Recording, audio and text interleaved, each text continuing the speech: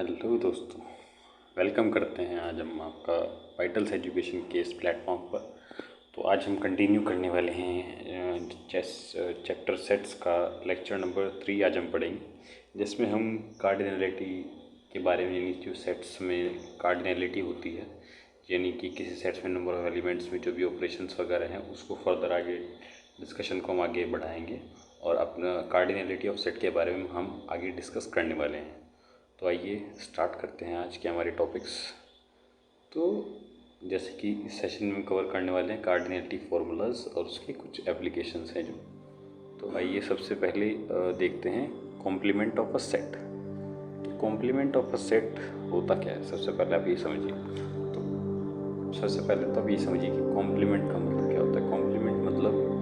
Complement का मतलब यही है कि एक कॉम्प्लीमेंट ऑफ अ सेट का मतलब ये है कि एक ऐसा सेट, यानी मान लीजिए कि आपके पास एक सेट, एक यूनिवर्सल सेट है यू, आपके पास जो आपका सेट है वो है ये सेट।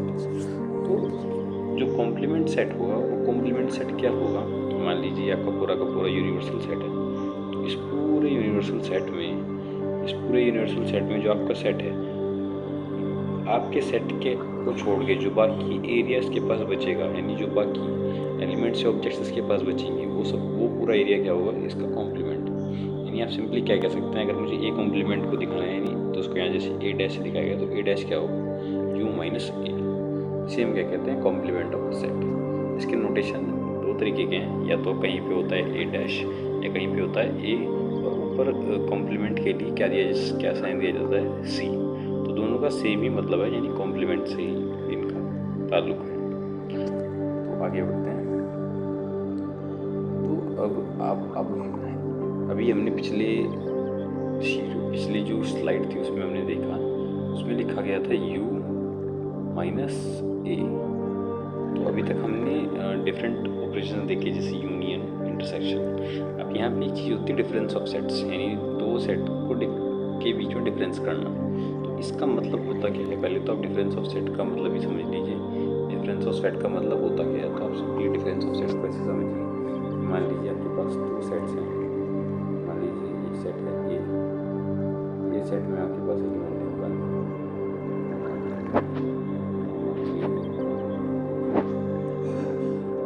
बी सेट जो है आपके पास, मान लीजिए हमारे पास दूसरा सेट है, बी सेट में आपके पास एलिमेंट्स हैं 4, 5, 6। तो हमें क्या कहा गया है, डिफरेंस ए माइनस बी निकालने को कहा गया है।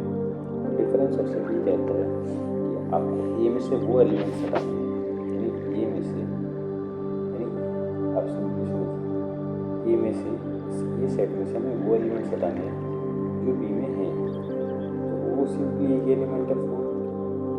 अब यानी यहाँ कहने की बात ये है, हम अब जो उसका रिजल्ट सेट आएगा, उस रिजल्ट सेट में क्या होगा, वो एलिमेंट हट जाएगा जो बी में है, यानी सिंपली। और यहाँ पे एक और बात है, यहाँ पे ये भी डिपेंड करता है कि पहले कौन सा सेट आपको देंगे। यहाँ पे जैसे पहला सेट ए दिया गया है, तो जो हमें एलिमेंट हटाना है वो किस में से हटेगा, सेट ए के अंदर से।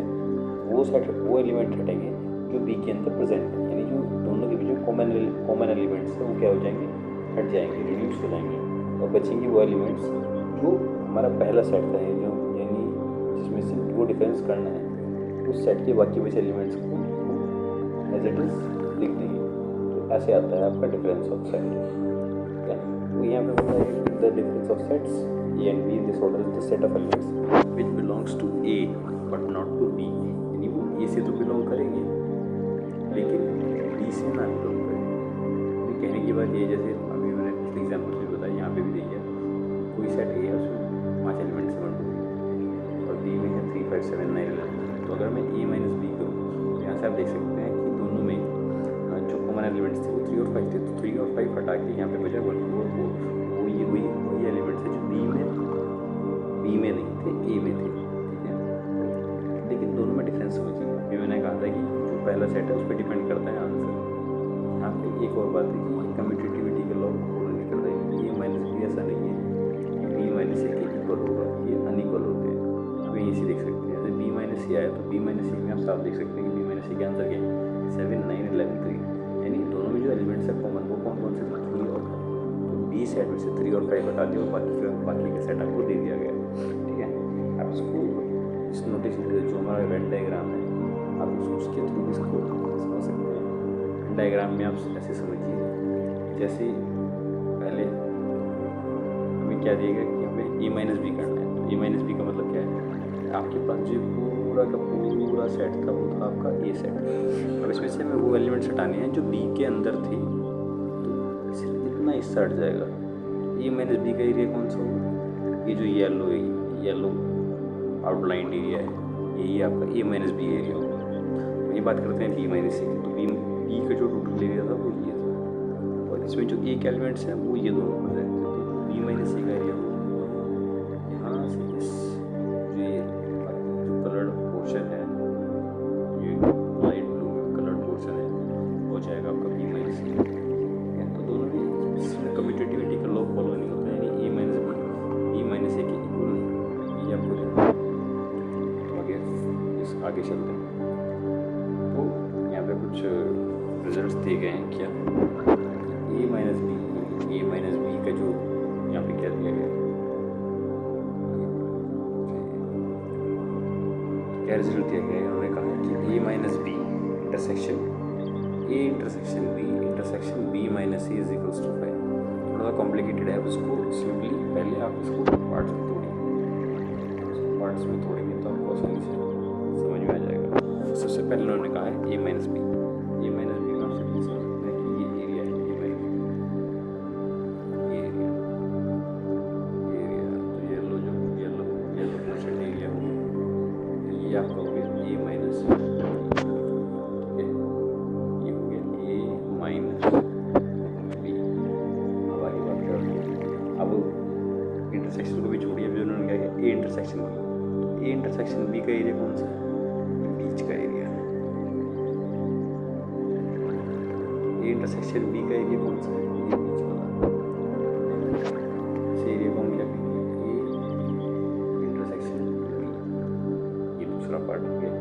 और उसका तीसरा पार्ट हमें कहता है बी माइनस ए, तो बी माइनस ए एरिया में पता है कि ये एरिया पूरा का पूरा एरिया होगा बी माइनस ए।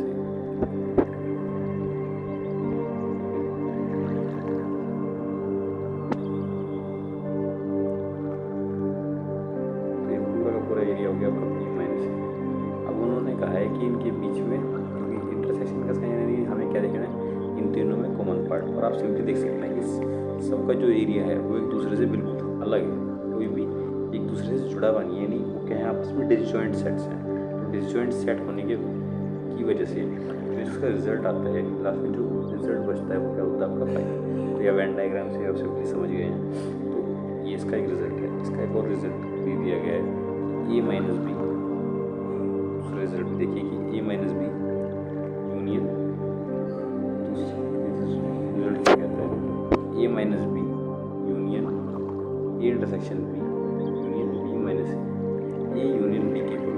अब ये भी आप समझिए, हमने क्या कहा, वही सेम चीज़ें हैं पहले की तरह कि ए माइनस बी, तो ये वाला एरिया हो गया, तो आपका ए माइनस बी हो गया, ये आपका एरिया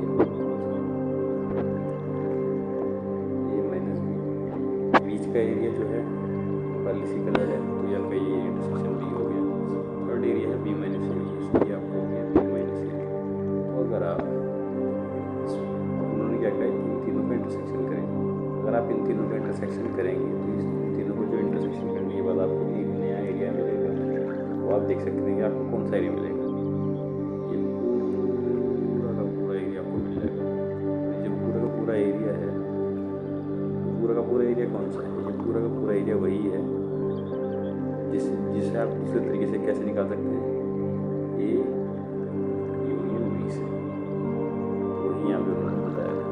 तो अब इसको सिंपली कैसे, जो ये वाक्य आपको इन तीनों करके मिलेगा वो क्या मिलेगा, ए यूनियन बी, वही आपको ए यूनियन बी से मिल जाएगा, वही उन्होंने यहाँ पे रिजल्ट को दिखाया। इसके दो रिजल्ट्स हैं जो आपको मिल जाते हैं, फॉलो करके आप इनका यूज़ ऐसे होता नहीं है इतना खास, लेकिन ध्यान रखने के लिए सही, कभी कभी क्वेश्चन आ जाते हैं इनके बेस पे, तो आप आसानी से इनको कर सकते हैं।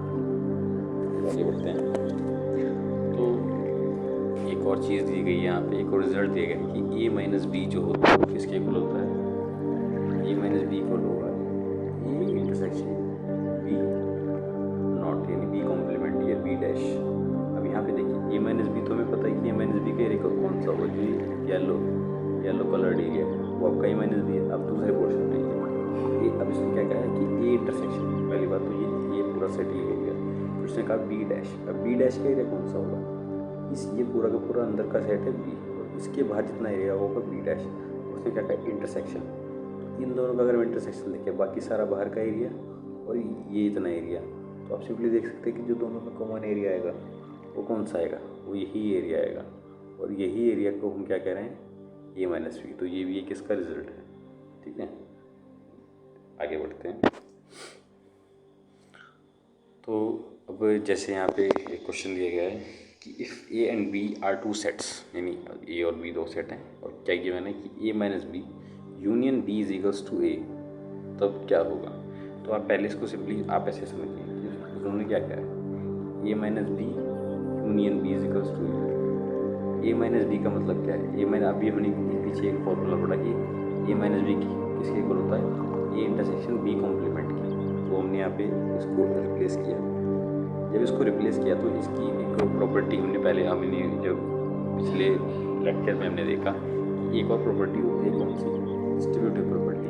डिस्ट्रीब्यूटिव प्रॉपर्टी क्या कहते हैं कि कोई भी दूसरा सेट है, अगर वो किन्हीं दो सेट के इंटरसेक्शन से हमें उसको यूनियन करना है, तो इनको इंडिविजुअली पहले यूनियन करके फिर उनका इंटरसेक्शन कर देते हैं। वो यहाँ पे क्या है, A union B intersection B complement union B.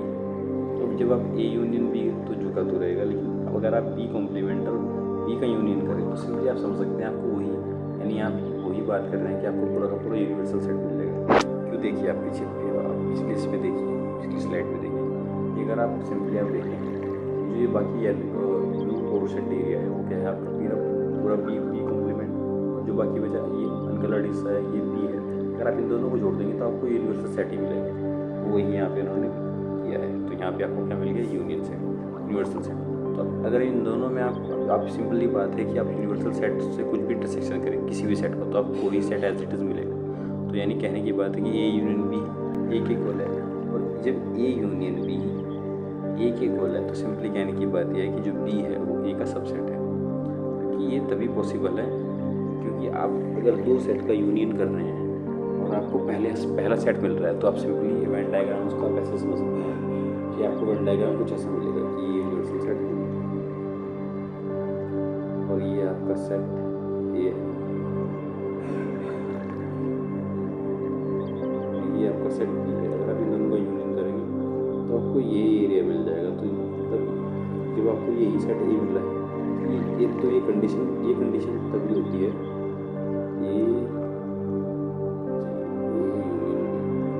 और ये तभी पॉसिबल है जब ए बी का सबसेट हो। ठीक है, तो ये यहाँ पे इसको खत्म करते हैं, आगे बढ़ते हैं। तो अब वही क्वेश्चन है, तो उसको इसी का आंसर दिया गया। आगे बढ़ते हैं।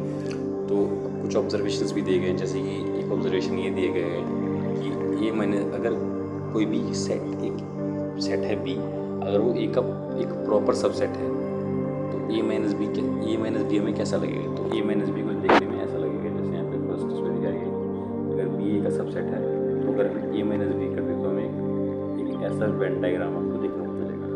ठीक है, और अगर दूसरी कंडीशन में क्या दिया गया है, अगर यही चीज़ आपको बी माइनस ए कर दी जाए तो बी माइनस ए बी में से वो एरिया घटाना है जो पूरा एरिया का,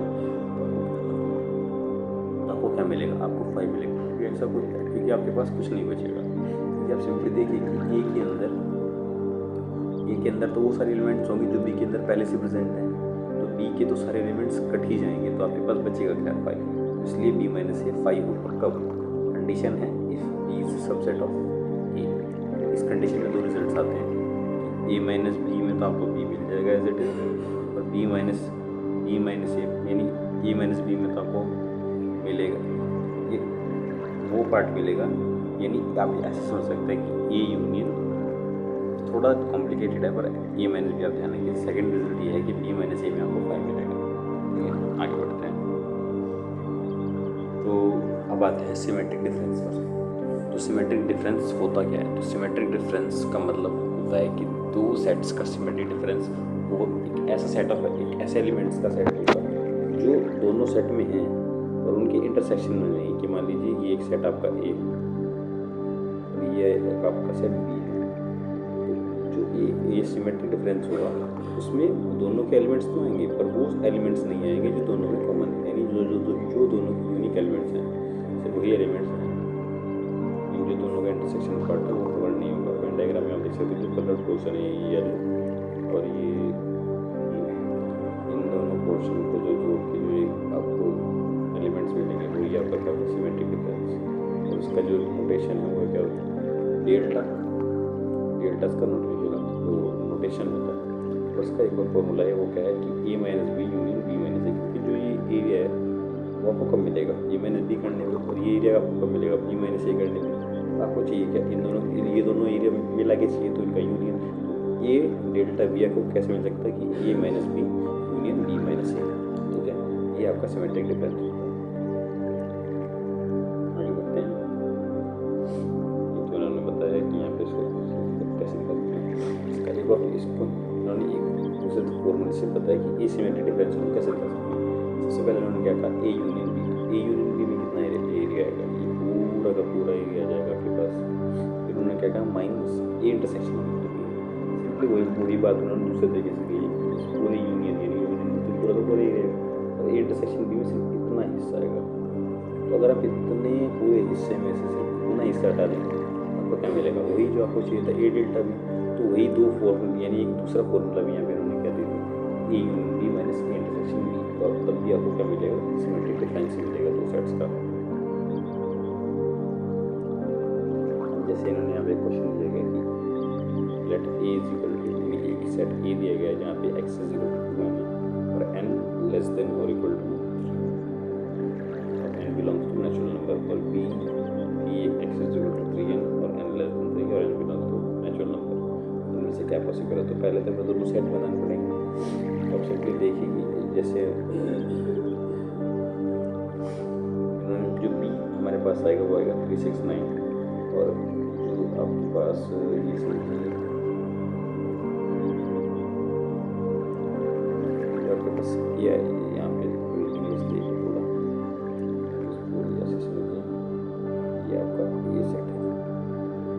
ये सेट है वो आपका होगा 246 और बी होगा 369। ए यूनियन बी यहाँ से क्या जाएगा? 24639। इंटरसेक्शन भी दोनों में कॉमन हुआ 6। तो ए माइनस बी आप सब निकाल सकते हैं। तो ए माइनस बी दोनों पार्ट है 6 हटा के ए माइनस बी माइनस से निकालेंगे तो 3 6 269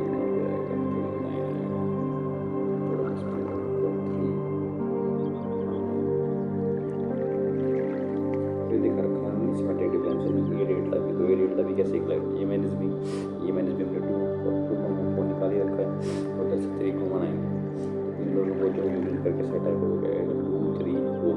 तो ये हो गया आपका सिमेट्रिक डिफरेंस। आइए आगे बढ़ते हैं।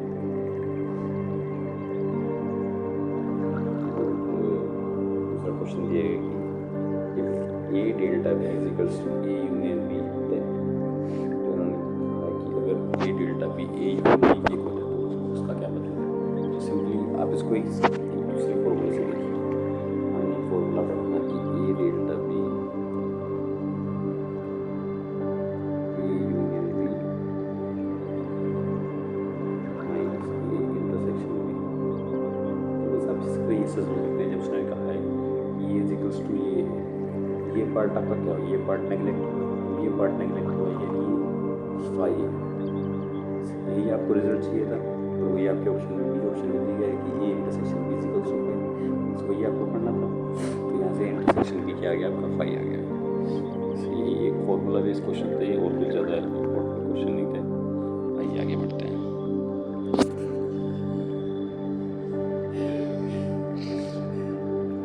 सेम वही क्वेश्चन है। आप कुछ प्रॉपर्टीज ऑफ सिमेट्रिक डिफरेंस, यानी सिमेट्रिक डिफरेंस की कुछ प्रॉपर्टीज। तो अगर आप दो सेम मतलब ये किसी सेट का उसी सेट से सिमेट्रिक डिफरेंस निकाल ले तो आपको 5 मिलेगा। सिंपली बात है कि उनमें जो कॉमन पार्ट है वो कॉमन पार्ट क्या होगा, वो पूरा का पूरा उनमें ए इंटरसेक्शन ए है, पूरा का पूरा जो का तो वो पूरा सेट ही आएगा, तो आपको लास्ट में सिमेट्रिक डिफरेंस में क्या मिल जाएगा 0 यानी 5। दूसरा कि A delta phi is equals to, यानी सिंपली बात है कि कोई फाई सेट है और कोई सेट ए है, तो उनमें कॉमन पार्ट कुछ होता नहीं है, तो आपको एज इट इज़ वही सेट मिल जाएगा। फिर ये कम्यूटेटिविटी को भी फॉलो करता है, यानी A delta B is equals to B delta A होता है। थर्ड पार्ट जो फोर्थ प्रॉपर्टी है वो क्या है कि ए डेल्टा बी अगर is equals to A delta C है, तो इसका सिंपली यही मतलब है कि ये हमें रिजल्ट क्या देगा कि बी इज इक्वल्स टू सी है। यानी कहने की बात यही है कि ए डेल्टा बी अगर ए डेल्टा सी के इक्वल है तो ये तभी पॉसिबल है जब बी सी के इक्वल हो।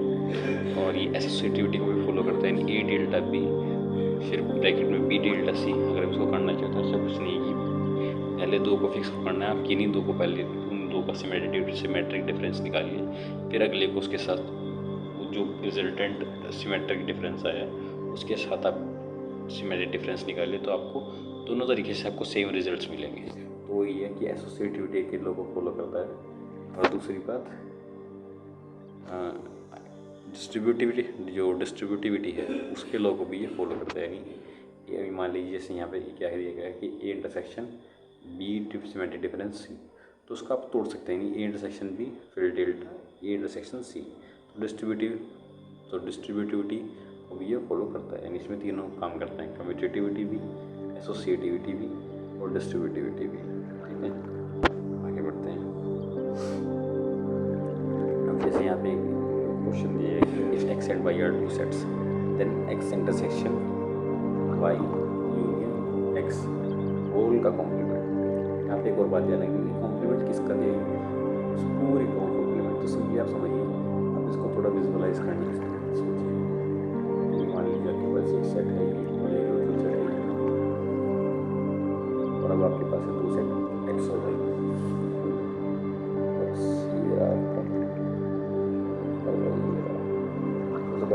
इसने क्या कहा कि वाई यूनियन एक्स, ये आपका वाई है, ये आपका एक्स है, तो वाई यूनियन एक्स तो ये पूरा का पूरा पार्ट हो जाएगा, वाई यूनियन एक्स का पूरा का पूरा पार्ट ये हो गया वाई यूनियन एक्स। उसने क्या कहा इसका कॉम्प्लीमेंट ये पूरा हिस्सा बचा है,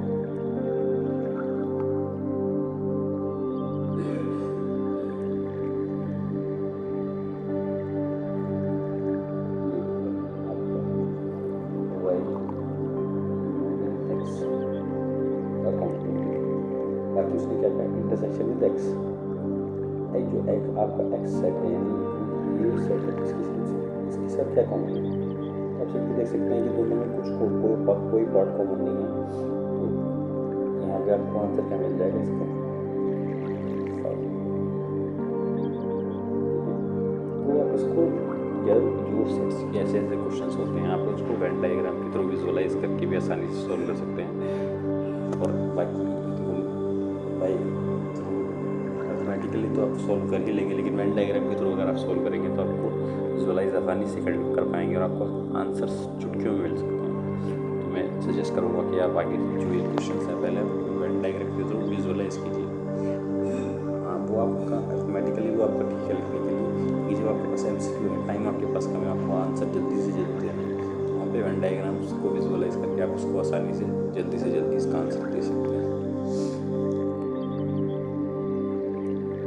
ये तो वही सेम क्वेश्चन है। अब है फॉर्मूला फॉर कार्डिनलिटी। कार्डिनलिटी यानी कि सिंपली आप समझिए कि हमने कोई दो सेट्स का यूनियन किया है या कोई दो सेट्स का इंटरसेक्शन किया है, उससे जो रिजल्टेंट सेट आया है उसमें कितने नंबर एलिमेंट। सबसे पहला जो ये है कि कह दिया कि लेट अगर ए और बी तो फिनाइट सेट्स हैं and if A section B is equal to I, यानी दोनों में कोई भी एलिमेंट कॉमन नहीं, तब जो ए यूनियन बी में एलिमेंट्स होंगे वो कितने होंगे n of A plus n of B, यानी ए में जितने एलिमेंट्स हैं प्लस बी में जितने एलिमेंट्स हैं दोनों को ऐड करें तो हमें क्या मिल जाएगा ए यूनियन बी के सेट में जितने एलिमेंट्स हैं।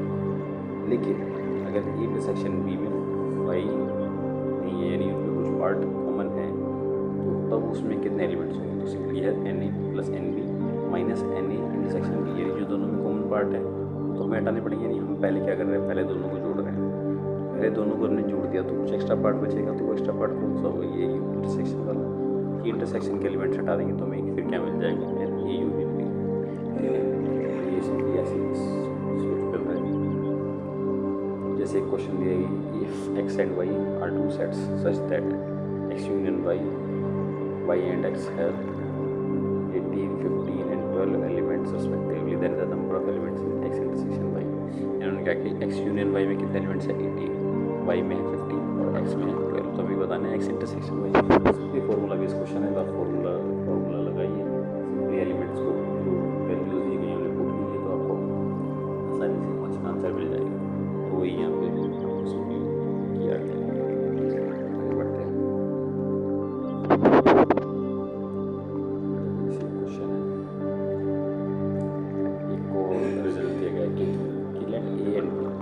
हमारे पास तीन सेट्स हैं ए बी एंड सी। तो क्या दिया गया कि अगर A intersection B intersection C not equal to Y, यानी तीनों में कुछ पार्ट कॉमन है, तब A union B union C में जो नंबर ऑफ एलिमेंट्स होंगे वो किसके इक्वल होंगे, वो इक्वल होंगे आपके n of A n of B plus n of C. फिर अब क्या होगा इसमें, आप वो पार्ट्स आपके, पहले तो वो पार्ट्स लेंगे जो तीनों में कॉमन है, यानी म्यूचुअली जो आपस में उनकी कॉमन है एक दूसरे के, यानी दो सेट्स में आपस में कॉमन पार्ट हैं वो तो हट जाएंगे। लेकिन ये हटाने के बाद आपके पास एक पार्ट वो बचेगा जो तीनों में कॉमन है, तो वो आपको वापस ऐड करना पड़ेगा। सिंपली आप समझिए कि आपने पहले दो सेट्स के कॉमन पार्ट को उठाया, यानी ये वाला पार्ट उठाया, फिर आपने इस ए सेट और सी सेट के कॉमन इंटरसेक्शन पार्ट इसको उठाया, बी और सी के इंटरसेक्शन पार्ट इसको उठाया, लेकिन इन तीनों में कौन सा पार्ट आपका हट गया, ये वाला एक्स्ट्रा पार्ट हट गया। तो ये तीनों में कॉमन पार्ट था, तो ये तीनों में जो कॉमन पार्ट है वो आपको फिर ऐड अप करना पड़ेगा। तो वही आपको किया, ये सिंपल इसका रिजल्ट था। तो बस आज के लिए इस लेक्चर के लिए इतना ही। अब आगे हम अपने नेक्स्ट लेक्चर में इसके बारे में बहुत ज़्यादा डिस्कस करेंगे। तब तक के लिए इस लेक्चर को एंजॉय कीजिए, और जो भी डाउट्स हैं हमें कमेंट के थ्रू आप बताते रहिए, और इस वीडियो को ज़्यादा से ज़्यादा शेयर कीजिए, चैनल को सब्सक्राइब कीजिए और शेयर कीजिए अपने दोस्तों से, जिसको भी इस वीडियो से मदद मिल सकती है। आप इस उन लोगों तक पहुँचाने की कृपा करें। Thank you, thanks for watching.